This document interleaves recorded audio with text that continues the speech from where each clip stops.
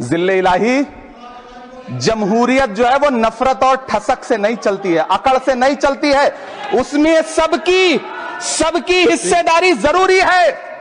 कल देश के माइनॉरिटी मिनिस्टर ने लोकसभा में खड़े होकर एक शेर सुनाया था कि मुझसे कोई बदगुमान न हो, तो मैं उन्हें एक शेर सुनाना चाहता हूं कि मैं आज जद पे हूं तो इतना खुशगुमान न हो, मैं आज जद पे हूं तो इतना खुशगुमान न हो, चराग सबके बुझेंगे हवा किसी की नहीं। में दबदबा हो आंधियों का तो फिर अंजाम जुल्मत के सिवा कुछ भी नहीं होगा। यह दुनिया नफरतों के आखिरी स्टेज पर है, इलाज इसका मोहब्बत के सिवा कुछ भी नहीं होगा। मैं भावुक हूं, मेरी पलकें गीली हैं। अगर देश की एक बहुत बड़ी आबादी को लगता है कि आप उसका भला करने के लिए नहीं बल्कि उनकी इबादतगाहों, उनकी कब्रिस्तानों, उनकी खानकाहों को बर्बाद करने का बिल ला रहे हैं, तो फिर आप अगर समझाने में नाकामयाब रहे हैं तो यह आपकी नाकामयाबी है। यह सरकार रात के 3 बजे तक पूरे देश को जगा करके संसद में अपने ही नागरिकों को नीचा दिखाने के लिए वक्फ बिल ला रही थी, तो उधर रात के 1:30 बजे अमेरिका हम पर 26% टैरिफ लगा रहा था।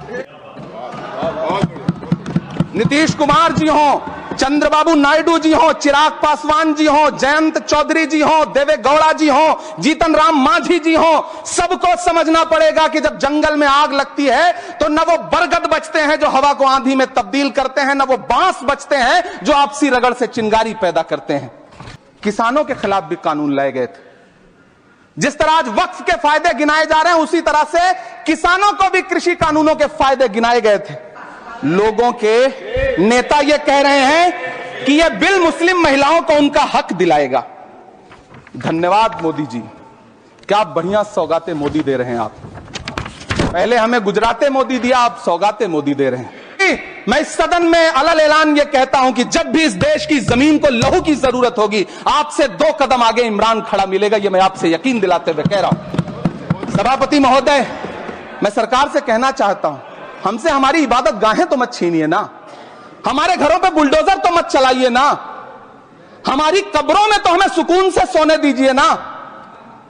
सभापति महोदय, हम ही को कातिल कहेगी दुनिया, हमारा ही कत्लेआम होगा, हम ही कुएं खोदते फिरेंगे, हम ही पे पानी हराम होगा। सभापति महोदय, सन 1947 में दिल्ली की जामा मस्जिद की तारीखी सीढ़ियों पर खड़े होकर के भारत रत्न मौलाना अबुल कलाम आजाद साहब ने कहा था कि मुसलमानों कहां जा रहे हो, यह है तुम्हारा मुल्क, यहां तुम्हारे आबाओ अजदाद की कब्रें हैं।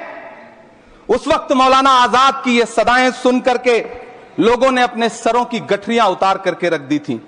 आज उसी दिल्ली में मौजूद देश की संसद में एक बिल आया है जो हमसे उसी जामा मस्जिद की सीढ़ियों के सबूत मांगेगा, जो उन्हीं सीढ़ियों के पास अपनी कब्र में सोए हुए मौलाना आजाद को फिर से कब्र से सदा देनी पड़ेगी कि ये जो कब्र है वो मेरी कब्र है, ये किसी सरकार की जागीर नहीं है। सभापति महोदय, मैं जहां खड़ा हूं इसी संसद भवन के सामने सड़क के उस पार अपनी कब्र में सोए हुए भारत के पूर्व राष्ट्रपति फखरुद्दीन अली अहमद की कब्र है। शायद अब उस कब्र से भी सदाएं आए कि ये कब्र मेरी कब्र है, ये सरकार की जागीर नहीं है। सभापति महोदय, मैं वक्फ कानूनों में किए जा रहे संविधान विरोधी बदलावों के खिलाफ बोलने के लिए खड़ा हुआ हूं। संविधान का आर्टिकल 14 हो, 29 हो, 30 हो, चीख चीख कर कहता है कि देश में सब बराबर के हकदार हैं। आर्टिकल 26 कहता है कि सबको अपने अपने मजहबी कामों के लिए मंदिर, मस्जिद, गिरजाघर, गुरुद्वारों का निर्माण करने का हक है और उसका रखरखाव का भी हक है। लेकिन डॉक्टर बाबा साहब अंबेडकर के संविधान को हर दिन कुचलने वाली यह सरकार देश के मुसलमानों से नफरत में इतनी अंधी हो गई है कि खुलेआम देश की संसद में देश सरकार के माइनॉरिटी मिनिस्टर साहब और होम मिनिस्टर साहब झूठ बोलते हैं और देश को गुमराह करते हैं, झूठ शब्द असत्य बोलते हैं। सरकार ने इस बिल का नाम उम्मीद रखा है। मंत्री जी कल से इसे देश के मुसलमानों के लिए नई उम्मीद बता रहे हैं। नहीं मंत्री जी, न तो यह बिल मुसलमानों के लिए नई उम्मीद है और न ही उम्मीद की नई किरण। सभापति महोदय, भाजपा ने पूरे देश में वक्फ के नाम पर कई सारे झूठ फैलाए हैं। आइए आज उनकी सच्चाई पर बात करते हैं। वक्फ ट्रिब्यूनल को ऐसे बताया जाता है जैसे वक्फ ट्रिब्यूनल कोई मजहबी खाप पंचायत हो। सभापति महोदय, जबकि सच्चाई यह है कि वक्फ ट्रिब्यूनल भी तो सरकारी न्यायिक विभाग है, जिसमें सरकार द्वारा नियुक्त जज होते हैं, जिसमें प्रशासनिक अधिकारी होते हैं, कहीं ऊपर से थोड़ी आ गए। सभापति महोदय, देश के गृह मंत्री जी ने इसी सदन में कहा कि वक्फ ट्रिब्यूनल के फैसले के खिलाफ कोई कोर्ट नहीं जा सकता, जबकि सच यह है कि वक्फ एक्ट 1995 की धारा 83(9) के तहत हाई कोर्ट वक्फ ट्रिब्यूनल के फैसले की न सिर्फ समीक्षा कर सकता है बल्कि उसे बदल भी सकता है। सच तो यह है कि वक्फ बोर्ड खुद अपनी जमीनों के लिए कई सारी कोर्ट में मुकदमे लड़ रहा है। सभापति महोदय, दिल्ली की जिन 123 संपत्तियों को लेकर कल माइनॉरिटी मिनिस्टर, होम मिनिस्टर साहब और अभी आदरणीय नेता सदन बात कर रहे थे, आइए उनकी सच्चाइयों पे भी बात करते हैं। 1911 में जब अंग्रेजी हुकूमत ने कोलकाता के बजाय दिल्ली को राजधानी बनाने का फैसला किया, तो रायसीना हिल्स के चारों तरफ जो मुसलमानों की ढेर सारी जमीनें थी उनको एक्वायर किया गया और लुटियन को इसकी तामीर की जिम्मेदारी सौंपी गई। सेंट्रल विस्टा की तरह लुटियन जोन का मेगा प्लान तैयार हुआ, लेकिन उस वक्त के मुसलमानों ने उस वक्त की अंग्रेजी हुकूमत से अपनी इबादत गाहों को बचाने के लिए लड़ाई लड़ी। मामला ब्रिटिश गवर्नमेंट तक पहुंचा। तब यह तय हुआ कि वो जो धार्मिक स्थल हैं उन्हें जस का तस रहने दिया जाएगा। इंडिया गेट के बगल वाली मस्जिद हो, जाब्तागंज, सुनहरी बाग मस्जिद हो, पार्लियामेंट रोड वाली मस्जिद हो, ऐसी 123 संपत्तियों के मैनेजमेंट के लिए 1913 में मुसलमान वक्फ वैलिडेशन एक्ट बना और उसके बाद एक नया शहर बसाया गया जिसे लुटियंस जोन का नाम दिया गया। फिर 1943-45 के बीच एक और समझौता हुआ आजादी से पहले, उसके तहत काफी सारी वक्फ जायदादों को सुन्नी मजलिस औकाफ बनाकर उसके अंडर किया गया ताकि उसकी देखरेख की जा सके। गृह मंत्री जी 2 दिन से सदन में जो बात कह रहे हैं वो दरअसल 123 संपत्तियां उसी सुन्नी मजलिस औकाफ के तहत आती। सभापति महोदय, आजाद भारत आजाद हुआ। आजादी के बाद भारत में 1954 में वक्फ एक्ट लागू हुआ, जिसकी धारा 9 के तहत 1964 में केंद्रीय वक्फ काउंसिल का गठन हुआ। दिल्ली की वही 123 प्रॉपर्टीज को 1970 में सर्वे गजट करके गजट नोटिफाई किया गया। इसके निपटारे के लिए पूर्व प्रधानमंत्री इंदिरा जी के द्वारा 1974 में एक बर्नी कमेटी बनाई गई।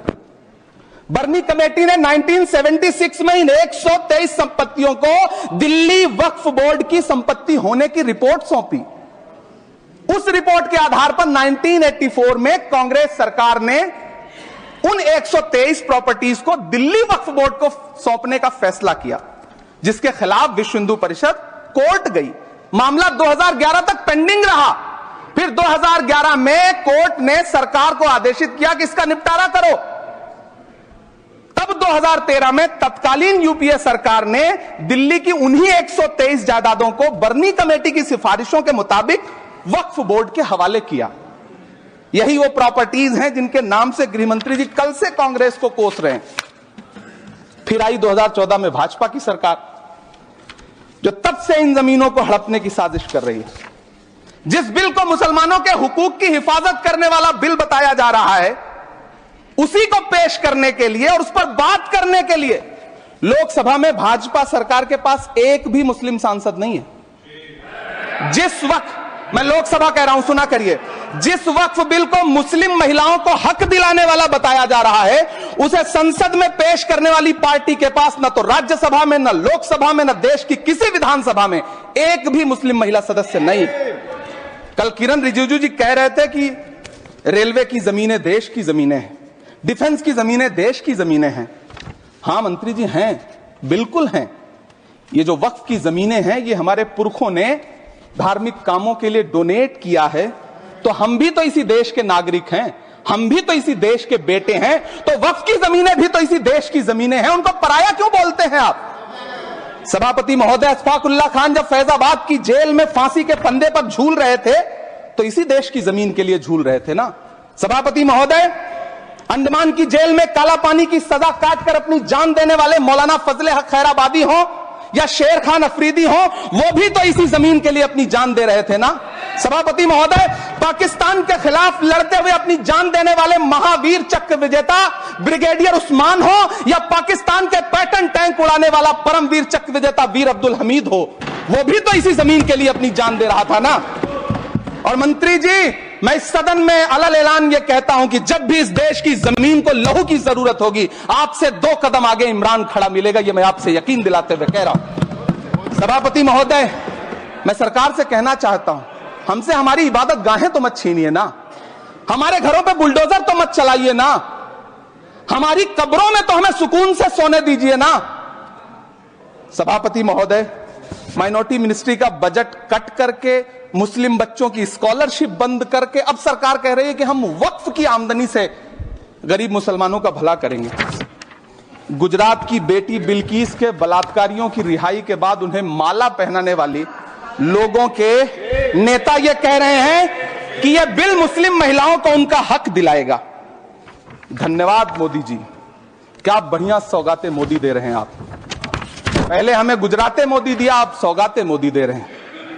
लेकिन यह सरकार इतना याद रखे कि इसी ठसक के साथ देश की संसद में सीए का कानून भी लाया गया था और कहा गया था बड़े बड़े भाषण देकर के कि पड़ोसी देशों से हिंदू भाइयों को ला करके यहां नागरिकता दी जाएगी।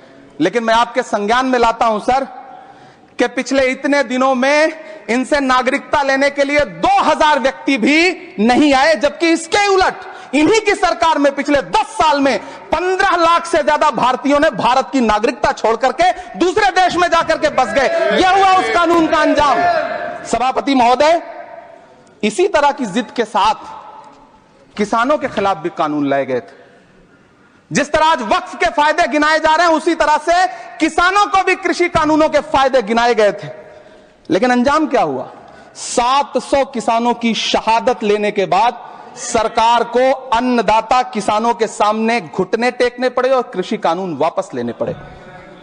जिल्ले इलाही, जमहूरियत जो है वो नफरत और ठसक से नहीं चलती है, अकड़ से नहीं चलती है, उसमें सबकी हिस्सेदारी जरूरी है।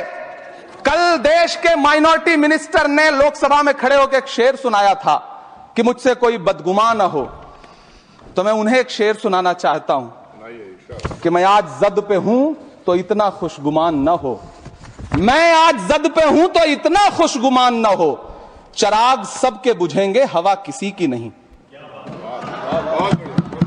नीतीश कुमार जी हो, चंद्रबाबू नायडू जी हो, चिराग पासवान जी हो, जयंत चौधरी जी हो, देवे गौड़ा जी हो, जीतन राम मांझी जी हो, सबको समझना पड़ेगा कि जब जंगल में आग लगती है तो न वो बरगद बचते हैं जो हवा को आंधी में तब्दील करते हैं, न वो बांस बचते हैं जो आपसी रगड़ से चिंगारी पैदा करते हैं।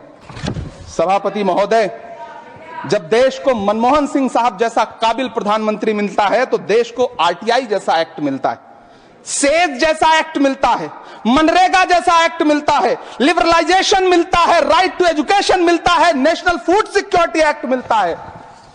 लेकिन जब देश को सौगातें मोदी मिलती है तो क्या मिलता है? सीए मिलता है, फॉर्म्स लॉ मिलता है, आर्टिकल 370 मिलता है, इलेक्टोरल बॉन्ड जैसा एक्ट मिलता है और वक्फ अमेंडमेंट एक्ट जैसे बिल देश को मिलते हैं। मुझे तो अपने हमवतन भाइयों से पूछना है कि आपको अपने बच्चों की तरक्की, खुशहाली और नौकरी की दरकार है या फिर मुसलमानों की दान की गई जमीनों को लूट कर धन्ना सेठों को देने की साजिश करने वाले कानून की? सभापति महोदय, यह सरकार रात के 3 बजे तक पूरे देश को जगा करके संसद में अपने ही नागरिकों को नीचा दिखाने के लिए वक्फ बिल ला रही थी, तो उधर रात के 1:30 बजे अमेरिका हम पर 26% टैरिफ लगा रहा था। सरकार की प्राथमिकताएं देश को पता। सभापति महोदय, मैं बहुत भावुक हूं आज और मुझे अच्छा लगा कि आदरणीय नेता सदन जगत प्रकाश नड्डा जी ने बहुत अच्छी बातें भी की, मन से बातें की। क्योंकि उनके नाम में प्रकाश जुड़ा है तो मैं उनमें हमेशा एक रोशनी की किरण देखता हूं। मैं उनके सामने बहुत अदब से यह बात कहना चाहता हूं कि चरागों के सफर में दबदबा हो आंधियों का तो फिर अंजाम जुल्मत के सिवा कुछ भी नहीं होगा। यह दुनिया नफरतों के आखिरी स्टेज पर है, इलाज इसका मोहब्बत के सिवा कुछ भी नहीं होगा। मैं भावुक हूं, मेरी पलकें गीली हैं।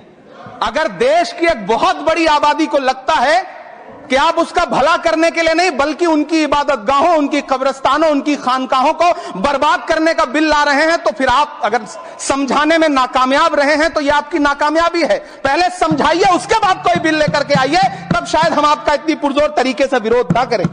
लेकिन सभापति महोदय, मैं अंत में सिर्फ इतना कहना चाहता हूं कि इस बिल में जो भी पॉइंट्स दिए गए हैं, बॉम्सी पोर्टल देख लीजिए, सरकार का झूठ आपको पकड़ में आ जाएगा।